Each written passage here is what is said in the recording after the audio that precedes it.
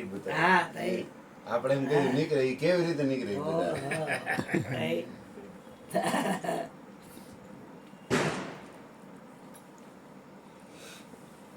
બારેક નો વગાડતા પણ આમ માપે હા બસ સતગુરુ મહારાજની જય.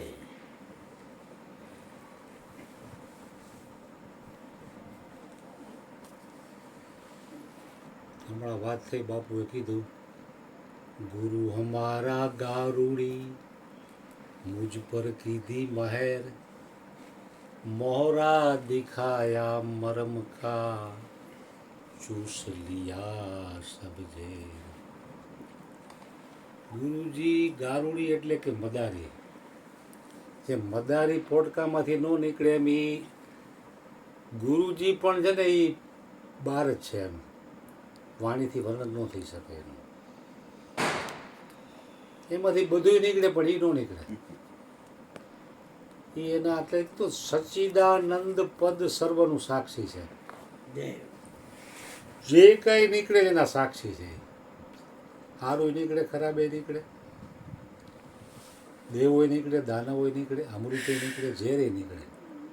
આ તો મદારીનો દાખલો લઈને સમજાયું કે મદારી ન નીકળે.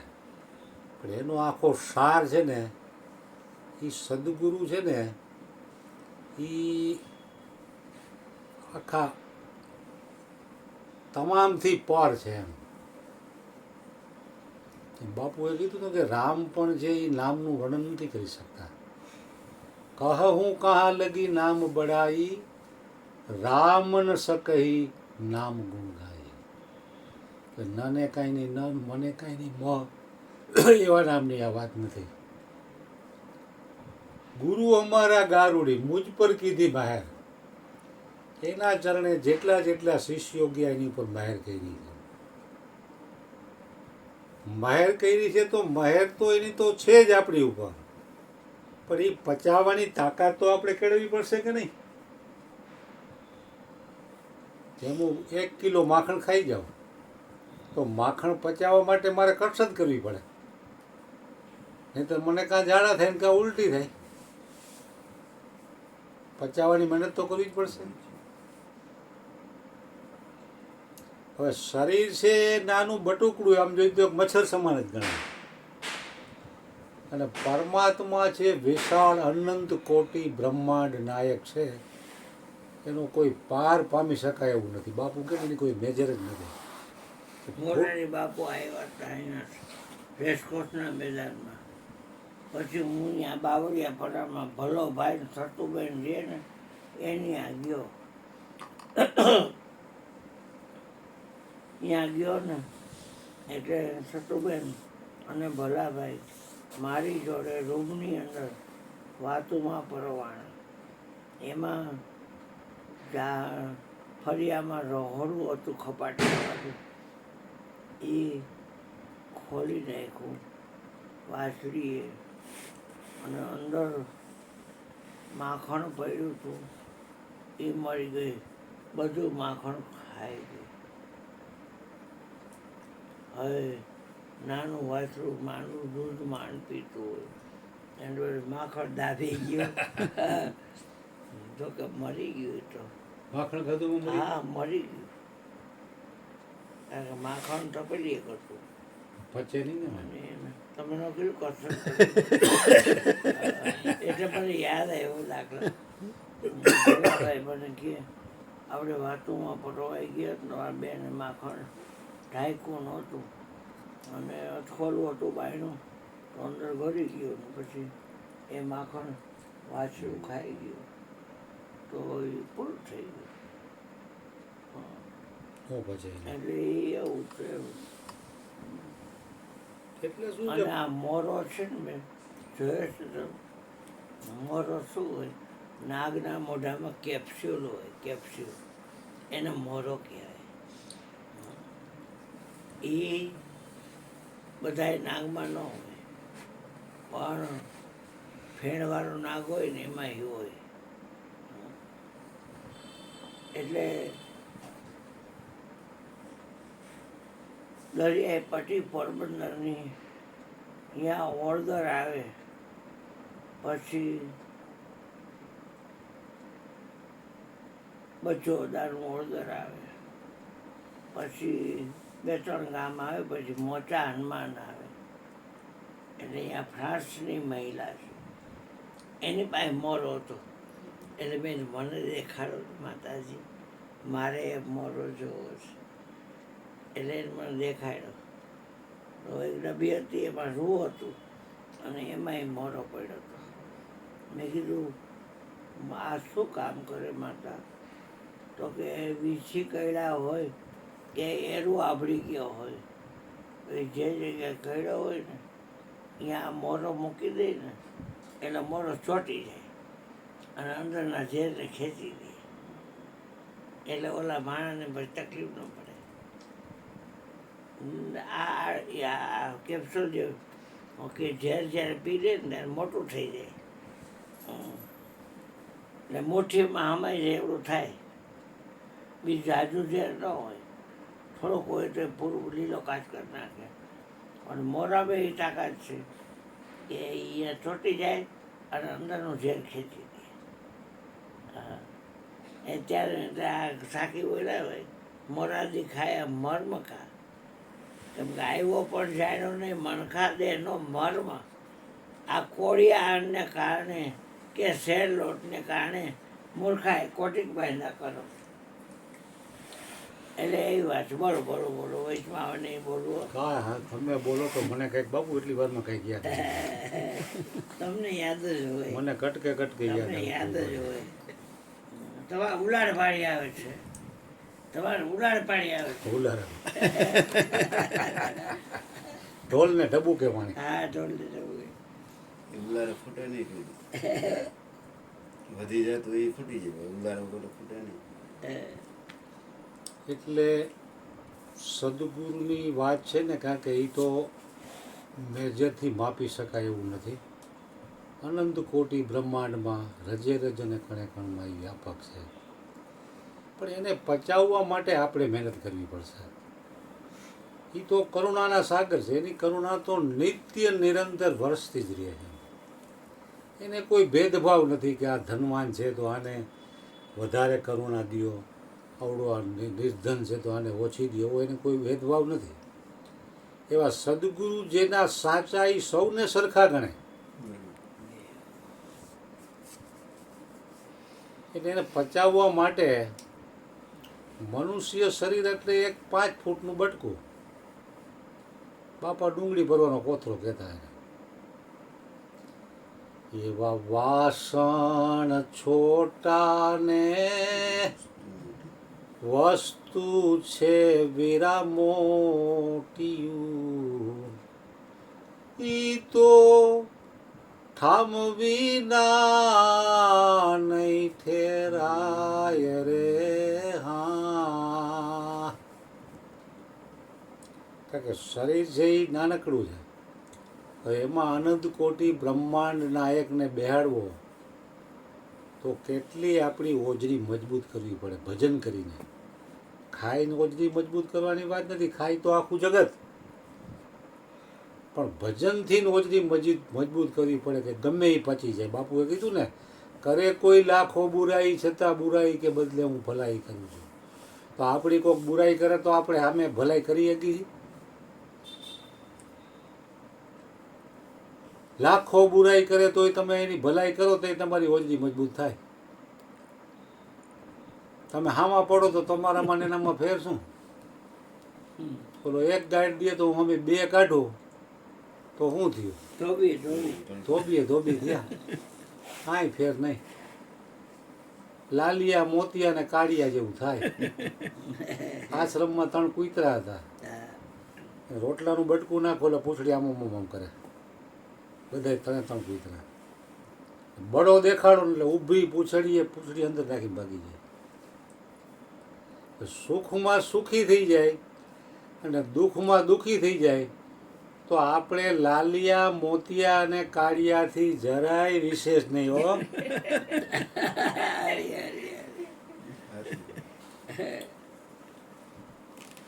આ તો સુખ આવે તો એ જગ્યામાં રહીએ, દુઃખ આવે તો એ જગ્યામાં રહીએ. પાનબાએ કંઈ કીધું હોય, સુખ અને દુઃખની હેડકી નો આવે જેને પાનબાઈ, જેને પરમારથમાં પ્રીત. હવે આપણને સુખ આવે તો આપણા ગાલના ગટ્ટા બાઈને નીકળી ગયા હોય, હામુય ન જોઈએ. બોલાવી દુઃખ આવે તો ઓલા ગલુડિયાની જેમ થઈ જાય, હારો મરી ગયા, ભાંગી ગયા, તૂટી ગયા, કપાઈ ગયા. કપાઈ ગયા, ધાન ને પાન થઈ ગયા. જો સુદામાએ પચાવ્યું હતું, સુદામાને કેવડી કષ્ટી પડી, અયાચક વ્રત, કોઈ માગવા જાય તો કોઈ આપે નહીં, કોઈ બોલાવે નહીં, કેવી કસોટી આવી. તો સુદામા એમાંથી હેમખેમ પાસ થયા તો કૃષ્ણ એને ઉઘાડા પગે ભેટવા કઈ દોડે. કૃષ્ણ પાસે કોઈને સામું જોવાનો ટાઈમ નથી, હા. એટલા ભક્તો તો જાય છે દ્વારકા દર્શને.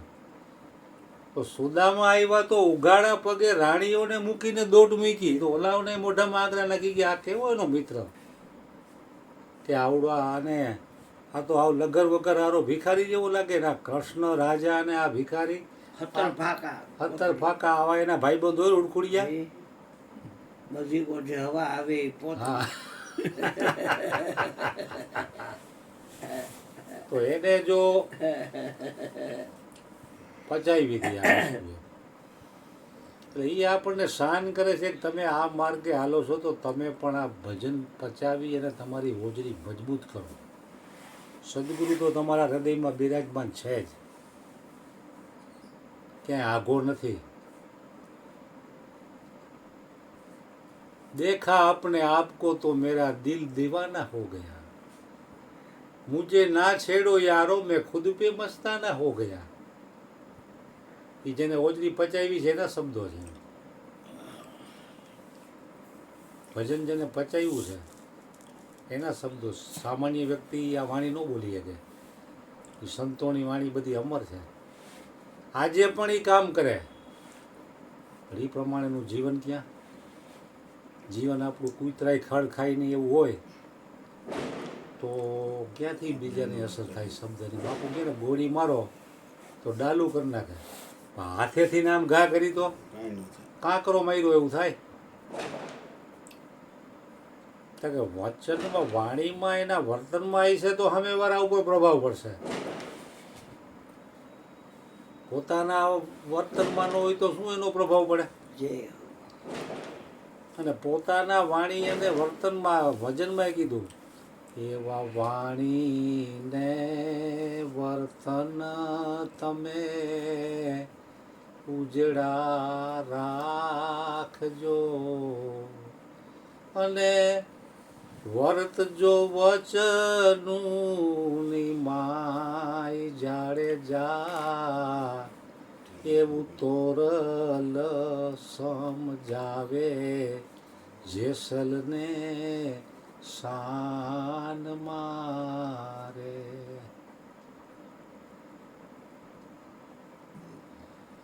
આચરણમાં હોય ને તો વ્યક્તિને બોલવાની પણ જરૂર નથી. કારણ કે મહાપુરુષોનું જીવન છે ને એ જેનો ઉપદેશ છે, એના જીવનમાં હોય ને એટલે સામેવાળી વ્યક્તિને ઓટોમેટિક એનો પ્રવાહ આવી જાય, એનામાં અસર થાય જ. એના સંકલ્પ વિકલ્પ શાંત થઈ જાય અને જગતની વિસ્મૃતિ થવા માંડે. એને ટેન્શનમાં માણસ જે હોઈ નથી શકતો તો એને એની વિસ્મૃતિ કરાવી દે સંકલ્પ વિકલ્પની.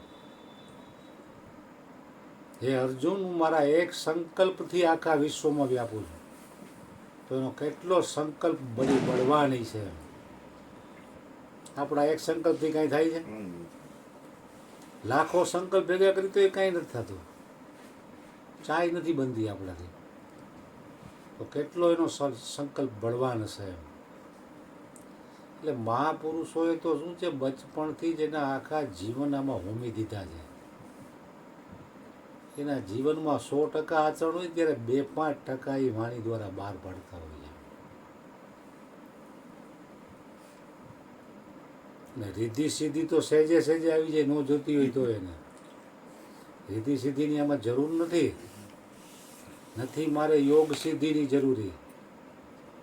એ સહેજે સહેજે વસ્તુ પડી છે. જેમ વિવેકાનંદને રામકૃષ્ણ મળ્યા તો વિવેકાનંદને પેલા વિશ્વાસ નહોતો અને રામકૃષ્ણ પરમહંસે કંઈ જેમ તેમ નહોતા. એ કે બેટા તું આને જાણી લે પરમાત્માને. તો એ કે હું વિચાર કરું હજી. તો કે આમાં શું ફાયદો થાય? તો કે આમાં રીધી સીધી આવે. એ કે મારી હવે ઉંમર થઈ ગઈ, હું હવે ગમે ત્યારે શરીર છોડી દઉં એમ છું, તો હું રીધી સીધી તને આપી દઉં બધી. તો રીધી સીધી બધી રામકૃષ્ણ પરમહંસે વિવેકાનંદને આપી દીધી. આપી દીધા પછી વિવેકાનંદ કે આ પરમાત્મા પ્રાપ્તિમાં સિદ્ધિની જરૂરી છે ગુરુજી?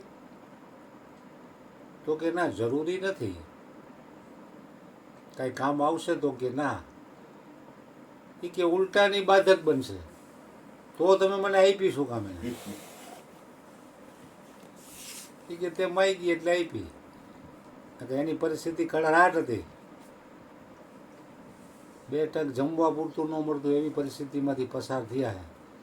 અને 35-37 વર્ષમાં રામકૃષ્ણ પરમહંસનું જ્ઞાન પચાવી અને વિશ્વમાં ડંકો વગાડી ગયા. યુવાનો માટે એક સંદેશ આપી ગયા કે આવું જીવન તમે બનાવો. એટલે મહાપુરુષો તો આપણા કલ્યાણ માટે 24 કલાક રત છે. એ નિસ્વાર્થ સેવા જો કોઈ કરતા હોય તો હરિગુરુ સંતો, જગતના લોકો તો તમારું સ્વાર્થ થઈ છે ત્યાં લગી તમે બોલાવશે. સ્વાર્થ મટ્યો એટલે વાત પૂરી. એટલે જગતના લોકોનું આવું છે અને હરિગુરુ સંતોનો આખો માર્ગ અલગ છે. કારણ કે જગત મનના મતે હાલે છે અને સંતો મનના મતે નથી હાલતા. મન એને કબજે કરેલું હોય છે. કબજે કરેલું એટલે કે પરમાત્મામાં લગાવેલું છે. મન માત ગુરુજી જેમ કેમ મન હાલે અને આપણે મન કેમ આપણે કરીશું 24 કલાક. જેને કહેવાય મનના ગુલામ. કારણ કે મનના ગુલામ હોય નથી કોઈ દિવસ આ જ્ઞાન થશે એવું નથી. मन का कया न कीजिए, मन મન क्या જ્યાં ત્યાં લઈ જાય. मन को जो ऐसा मारिए टूक टूक हो जाए. એટલે મન બધું આવું છે. કારણ કે જન્મ મરણનું કારણ જ મન છે. 84 લાખ યોનિઓમાં ભટકાવવાવાળું પણ મન જ છે. તમારું મોટામાં મોટું મિત્રય મન છે ને મોટામાં મોટું શત્રુય તમારું મન છે. જગ્યાએ ન રહેવા દે મન. તમારા શરીરમાં ગોઠવે બધે. એ જ મન જો તમે પરમાત્મામાં લગાડો તો તમારા જેવો સુખીઓ કોઈ નહીં. भगवान बड़े ईश्वर के सिवा कहीं भी मन लगाया तो आखिर में रोना पड़ेगा. યા પસ્તાના પડેગા.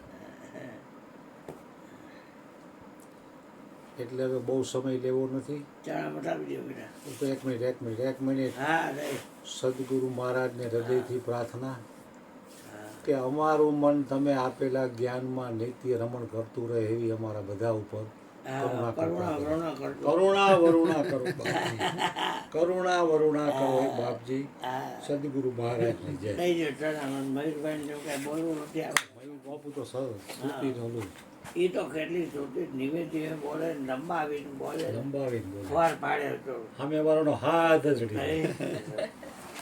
બાપુ નવરું કલ્યાણ. હું તો ઘર ભેગી રખત વાળા કહેતો નથી.